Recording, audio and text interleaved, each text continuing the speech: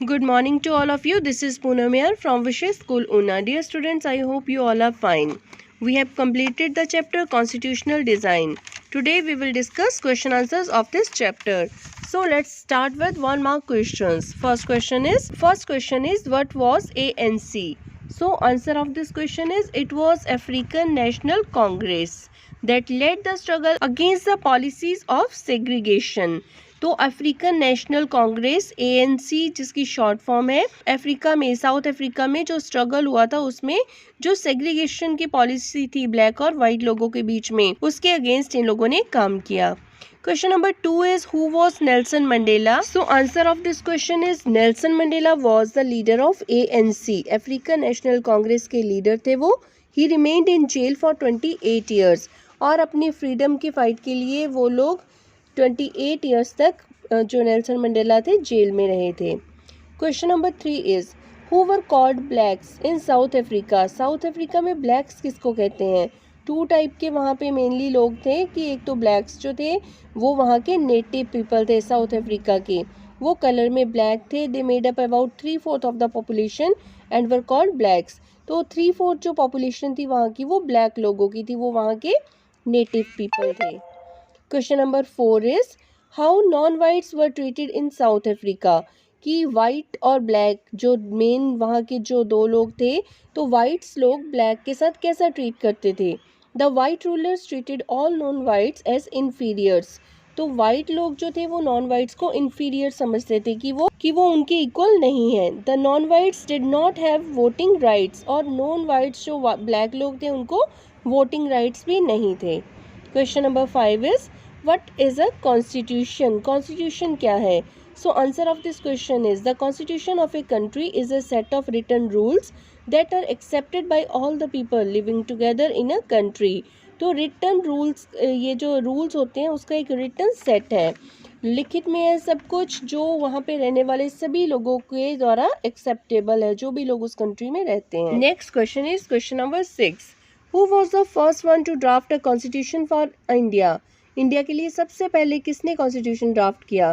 तो इन 1928 Motilal Nehru and 8 other Congress leaders drafted a constitution for India. तो सबसे पहले 1928 में मोतीलाल नेहरू और उनके साथ में 8 और कांग्रेस लीडर्स थे जिन्होंने कॉन्स्टिट्यूशन हमारे इंडिया के लिए ड्राफ्ट किया. Question number 7 is who was the chairman of the constituent assembly? So answer is doctor Rajendra Prasad was the chairman of the Constituent Assembly. Question number 8. Who was chairman of drafting committee? तो drafting committee के chairman कौन थे? Answer is Dr. B.R. Ambedkar was the chairman of drafting committee. Question number 9 is what is preamble? Answer of this question is the preamble is like preface of a book. It gives in brief all the laws and actions of the government. तो ये जो brief में एक जो book होती है जो सारा रिप्रेजेंट करती है कि क्या लिखा है हमारे कॉन्स्टिट्यूशन में, और एक ब्रीफ आइडिया देती है ये लॉज के बारे में और गवर्नमेंट के एक्शंस के बारे में. Question number 10 is what does democratic mean?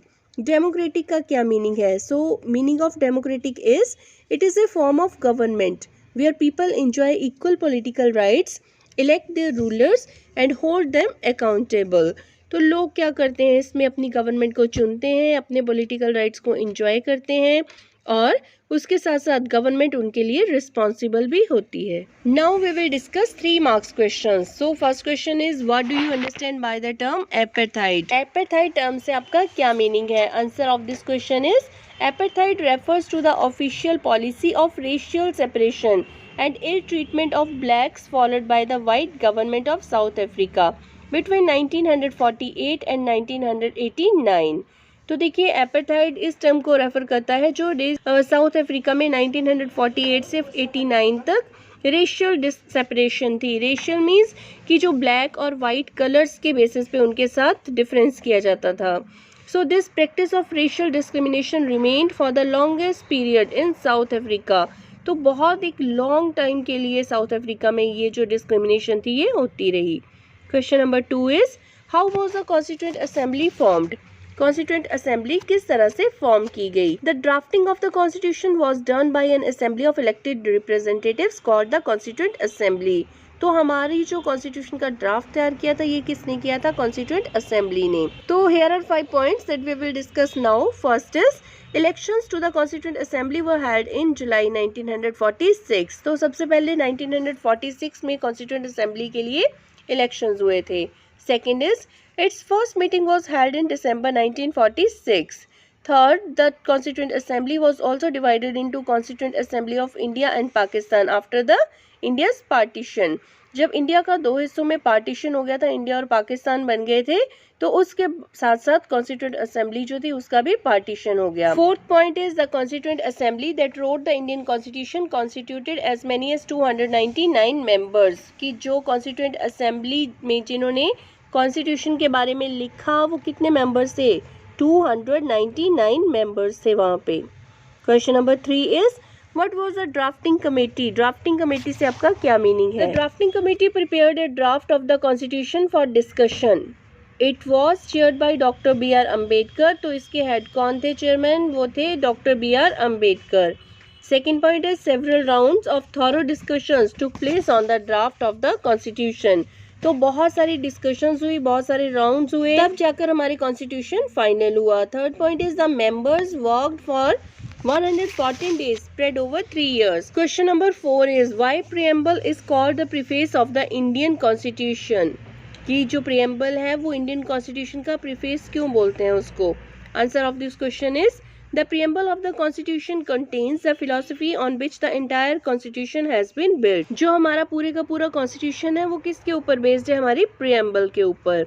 Second, it provides a standard to examine and evaluate any law and action of the government to find out whether it is good or bad. तो इससे हम लोग evaluate कर सकते हैं कि कोई भी law है या फिर government का कोई भी action है वो हमारे लिए अच्छा है या फिर नहीं। Third point is it is the soul of Indian Constitution. ये हमारे इंडियन कॉन्स्टिट्यूशन की सोल है, आत्मा है। So these are some 3 marks questions. Now we will discuss 5 marks questions. First question is how was apartheid practised in South Africa? कि किस तरह से साउथ अफ्रीका में जो एपेटाइट की पॉलिसी थी उसको कंटिन्यू किया गया, किस तरह से उन लोगों ने उसको प्रैक्टिस किया। तो first point is the system of appetite divided the people on the basis of their colour. तो सबसे पहले तो इस एपेटाइट के सिस्टम में जो लोग हैं उनको कलर के बेसिस पे अलग किया जाता है। Then all non whites were treated as inferiors. फिर जो वाइट लोग थे वो सुपीरियर थे और जो नॉन वाइट्स थे उनको इन्फीरियर समझा जाने लगा। Third point is they were forbidden from living in white areas. कि जो वाइट लोग जहाँ पे जिस एरियाज में रहते थे वहाँ पे ब्लैक लोग नहीं रह सकते थे। Fourth point is they could work in white areas only if they had a permit. अगर उनके पास परमिट होगा तभी वो वाइट एरियाज में एंटर कर सकेंगे या फिर काम कर सकेंगे। Next point is the blacks could not visit the churches where the whites worshipped. तो वाइट लोगों की जो चर्चेज थी वहाँ पे ब्लैक लोग नहीं जा सकते थे।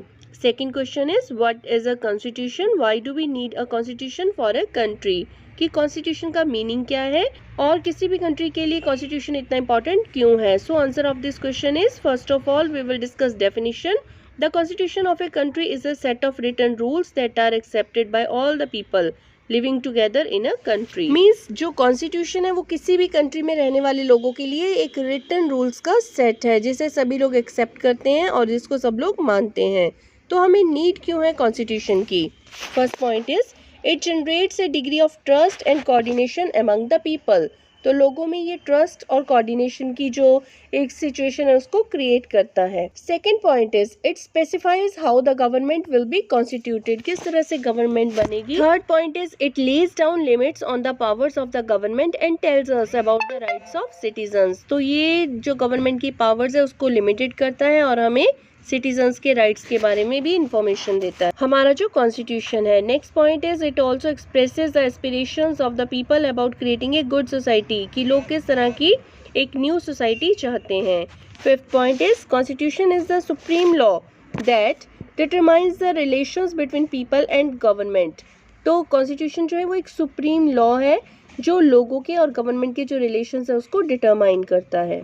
Last question is question number 3 which were the factors that help the Indian leaders to develop the constitution. तो क्या कौन से वो फैक्टर्स थे जिसने इंडियन लीडर्स को हेल्प किया जिससे वो एक अच्छा कॉन्स्टिट्यूशन बना सकें। तो फर्स्ट ऑफ ऑल फ्रांस के उन्होंने कॉन्स्टिट्यूशन से कैसे इंस्पायर हुए। Many Indian leaders were inspired by the ideas of French Revolution and their resolution. तो फ्रेंच रेवोल्यूशन के आइडिया से वो लोग बड़े ज़्यादा इंस्पायर हुए. Second, Britain. Indian leaders were inspired by the practice of parliamentary democracy in Britain. तो Britain में जो पार्लियामेंट्री डेमोक्रेसी थी उससे भी ये लोग बहुत ज़्यादा प्रभावित हुए, बड़ा अच्छा इफेक्ट पड़ा. Third is US. Their bill of rights was a great inspiration. Fourth is Russia. The socialist revolution and the socialist economy of Russia also inspired the leaders of India. तो इस तरह से उन्होंने हर कंट्री से जो अच्छी चीज़ें थी उससे वो इंस्पायर हुए और उसको अपने कॉन्स्टिट्यूशन में इन्वॉल्व किया. So these are some extra questions from your chapter Constitutional Design. Note down these questions in your notebooks and learn these questions. Thank you. Have a nice day.